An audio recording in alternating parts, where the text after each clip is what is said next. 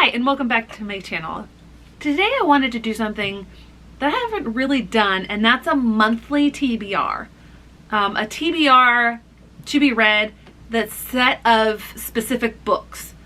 Normally, for years, I've made a reading goal on Goodreads, a number of books, and then just as I go through my list on Goodreads, which is over 700 books long, I just pick off the next one and read it. I want to become more intentional with the books that I read and really pick them, dive in, know a little bit about them, and really explore them and become more intimately acquainted with them. Do this for the love of reading that I really have. So I've decided to start doing a monthly TBR. And now August is a little bit of a weird month for teachers because we have a little bit of vacation. The first full week is vacation, no school responsibilities. The second full week, there are 4 teacher work days and a vacation day. And then the third full week, you have a teacher work day, and then the rest of the month brings back all of the responsibilities. So I won't be able to read as much as I have over the summer. So I have 22 books on my list, although I may have miscounted. So yes, I am going to try to read 22 books. I have made another secondary goal for the second half of the year, and that is to clear off the oldest books on my Goodreads TBR, and that means the books that I added in 2012. When I first made this goal, there were 92 of those books, but since the only way that a book makes it into my personal library is if I've read it and loved it, I get these books from the library. And so as I went through all of the books left for on the TBR for 2012, I checked it against what the library had, and that brought the list down to, I believe, 55 or 56. So much more doable for the end of the year. So without further ado, here are the books that I have on my TBR for August. So I read about 4 pages every day of a book in Spanish to help maintain my fluency, like I mentioned in my biography of a reader. I am about 5 days away from finishing La Ladrona de Libros, The Book Thief. This has been a slog. I don't know whether it's the translation, whether it's my lack of fluency, although I thought I had enough fluency to get through this book. This has taken me so long and has not been enjoyable, but I'm glad to be almost done. Now, when I finish with that, I'm going to pick up reading Una Arruga en el Tiempo, A Wrinkle in Time, which I talked about before. This one hopefully should not be a slog because it is a graphic novel.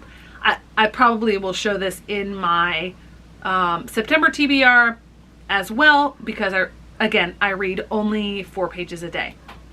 And then the other book that I read every day, I always read a book in Spanish, and then I have wanted to work on becoming a better ally, understanding my implicit biases, doing better to teach my students of color.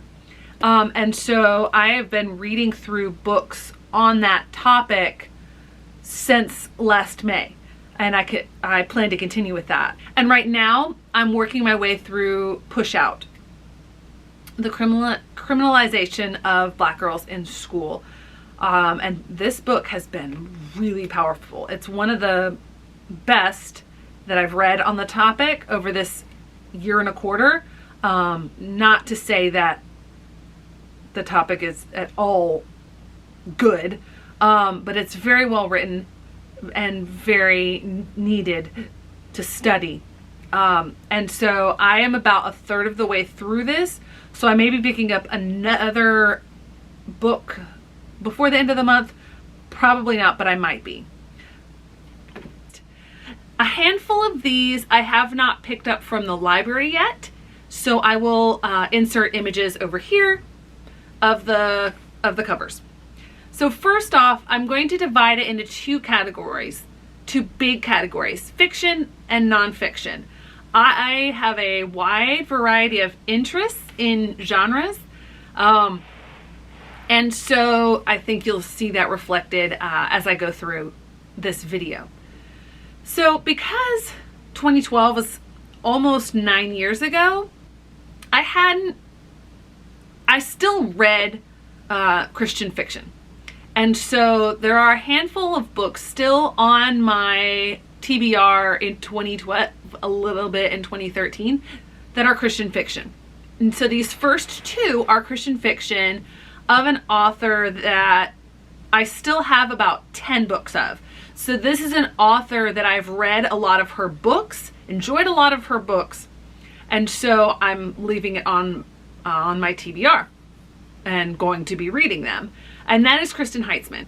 So the first of those is Indivisible. Indivisible is like a light psychological thriller. The main characters are Police Chief Jonah Westphal and a childhood friend who he's in serious conflict with, Tia Manning. So it looks like it's enemies to lovers trope. That is something about Christian fiction that I didn't mention in my biography of a reader as another thing that makes Christian fiction not one of my favorites, and that's because they almost always have a romance trope in it. And as someone very single, to have every character always find someone, not my favorite, but I still read it. In this book, Jonah is trying to solve what seems like could be a mild crime, but if you watched Criminal Minds or anything like that, you know it can lead to something a lot more serious. And that is the mutilation of a couple raccoons. I mean, not something you normally read about. And so I'm guessing that Tia plays a part in this somehow. I don't know. We'll see. I believe this will be the first one on my list. I don't really have any particular order in how I'm going to read these. Next, the other Christian fiction, also by Kristen Heitzman. And this is The Breath of Dawn. And so as I picked it up and read the back, I'm like, wait a second. I remember starting to read this really recently, but I don't remember finishing it, and I don't remember any particular feelings of disgust that would have made me set it down. And I think what I've narrowed it down to is this was back during second semester of last school year when things were really busy, and I used both of my renewals at the library and had to turn it in. So you can see I have actually already started it. That was my trying to find the place from before. But in this one, this is actually the third of a series. I have the first one. I may actually have the second one, but I don't remember.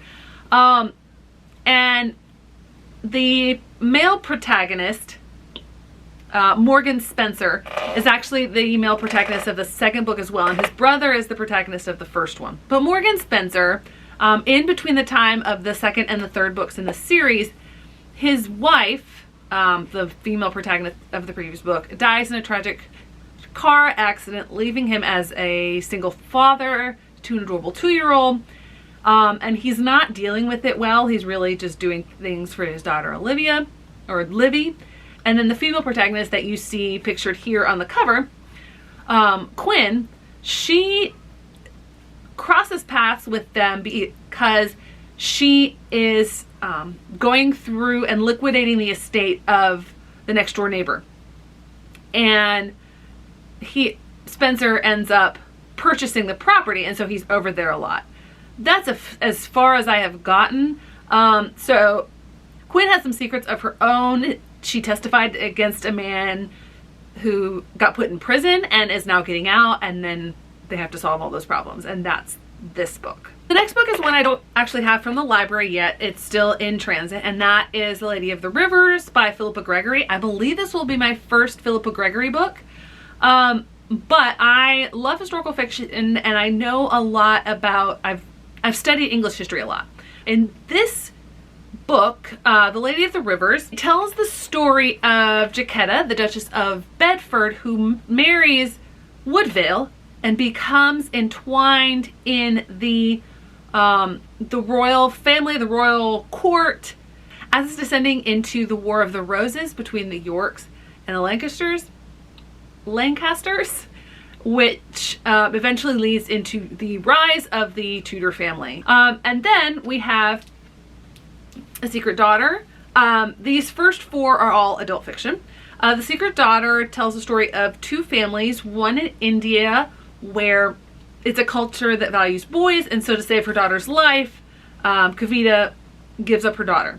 That's one family, and then the other family is an Indian American family in America, and they've discovered the female there, whose name I can't remember, has discovered that she can't have kids. She and her husband decide to adopt, and they adopt the baby girl given up by Kavita.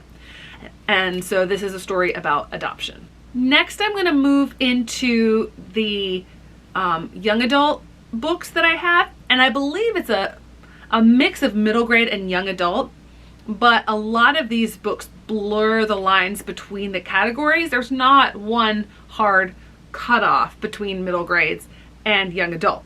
So in this section, I have two books that are still at the library.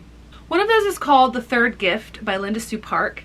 I couldn't tell when I was looking it up whether or not this is a children's book and not a middle grades book. So those really thin hardback books. If it is, when I pick it up from the library, I'm not going to read it. That's not the kind of book that I'm really interested in reading right now. Even if it's good, I don't really consider myself skilled in reviewing those sorts of books.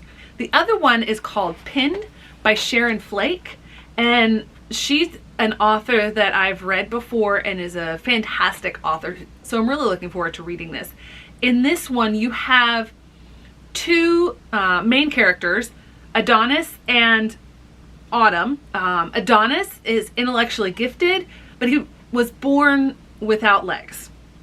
And Autumn is a strong, capable, competent wrestler, but she barely knows how to read, and they're in the 9th grade. And their paths connect somehow, and they both are determined to have each other in their lives in some sort of way, even though their respective best friends say, "What do you see in them?" So I'm really excited to read that one. So the next 3 books are all by Margaret Peterson Haddocks. I've read some books by her that I have enjoyed. They haven't been 5 stars, but I've enjoyed them. And I've also read some books by her that were like, these are kind of well written, but I don't really like them. So I'm not sure about these 3, but they should be pretty decent. So first we have Found, which is the first in a series where the protagonists know that they're adopted, but then they get these notes that sort of intimate that they may have been stolen from their original families and that there's something mysterious going on. Sounds intriguing. Next we have Game Changer.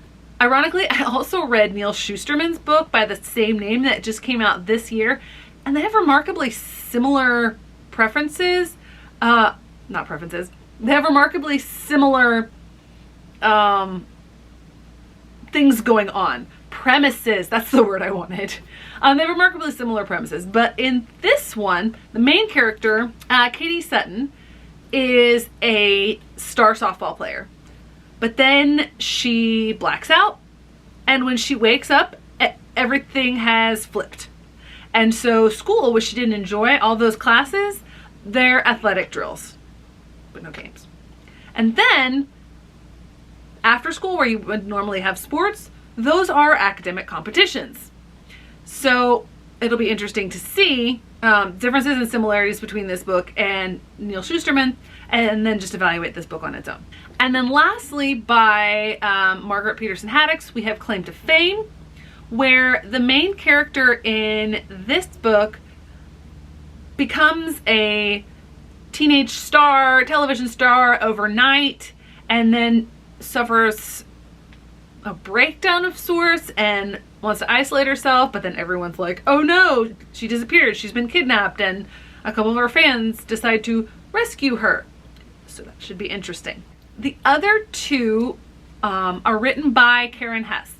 And Karen Hess is a fantastic author, and I just actually read another book of hers, Phoenix Rising, which I'm actually going to do a book talk on. So I'm intrigued to see what these are going to bring, especially this one. This one has a very interesting premise. This is one of her most recent books. It was published in 2012, Safekeeping. And in this book, Radley has been volunteering overseas in Haiti. And it's set during an election year. And her parents have always said that if the American People's Party takes control, that there's going to be chaos. Well, in that presidential election, their candidate wins, and then the president is assassinated and other things happen, and the government goes on lockdown, and she's still over in Haiti. And when she comes back, it's a completely different world, and she has to navigate her way back to her home, because there's all sorts of crazy things going on. And with what just happened this year, you know, January 6th, it's kind of eerie that she predicted it about 9 years in advance. Well, not predicted it, but hit on some of the same topics. So I'm really intrigued by this one. And she also writes historical fiction, and this one is historical fiction. This is Stowaway. And in this one, the main character wants to escape his life in London. He's 11 years old, so he stows away in a ship, and it turns out to be a ship captained by James Cook, who is on a secret mission to discover a continent at the bottom of the globe. Turns out, this is based on a real story. There really was an 11-year-old boy that stowed away on the HMS Endeavour. Now we get into the non-fiction. I do have one book of those, so 4 total books that I haven't picked up from the library yet. And that is The Story of Charlotte's Web, which is a biography of E.B. White. And then we have On My Own. It's a memoir about the time where she comes out from behind the shadow of her husband and comes into her own as a capable, amazing, brilliant figure. This is when she's helping create the Human Rights Declaration. So I'm really intrigued by this. Next we have Becoming Justice Blackmon. This is about, so Justice Blackmon was on the court just before the current court, and he was the author of the very consequential Roe v. Wade and a whole bunch of other decisions on the Supreme Court. And the author of this book, Linda Greenhouse, gained access to all of his papers, public, private, archives, etc. And from there crafted a narrative of his life and journey on the court. Then we have American Creation. Out of all my nonfiction books, I'm least excited about this one just because there has been so much written about this 25-year time frame, 1776 to 1800. I'm interested to see if Joseph Ellis can bring anything else to it. Then we have And the Show Went On. This book talks about the sort of new normal that the Parisian artistic scene came to after Germany invaded. And Hitler didn't destroy Paris. He wanted it preserved. He specifically dictated that it be preserved because he had this penchant for art. And so these artistic venues were supposed to still go on. And it's this new sort of normal where all these people are living and that this German occupation hanging over their head. So this looks utterly fascinating. Next we have 6 Days of War. This is about the 6-Day War. And I know that it happened. I know some of the basics of it, but I don't know a lot about it. And I should know a lot more after I read this book. Finally, we have the tome of the selection, one that I don't know when in the month that I'm going to read, because there's so much of it. And this is Russia, A 1,000-Year Chronicle of the Wild, Wild East. So this is basically a biography of an entire country that has existed for a millennia, basically. So it is, let me see how many pages it is. It is not as long as I thought, but it feels massive. It's over 500 pages, but these books tend to be dense, so we shall see. So there you have it. 22 books plus my daily books. And I'm not going to limit myself to just those books if I finish these 22. I may or may not get them from the library, but I may also use that opportunity to go through my TBR stack, which I showed you in my bookshelf tour. Thank you so much for sticking through this massive TBR. I would love to have you come along on this journey with me. Like, comment, subscribe, discuss these books in the comment section with me. I'm really excited to be going on this journey and can't wait to have you come along with me.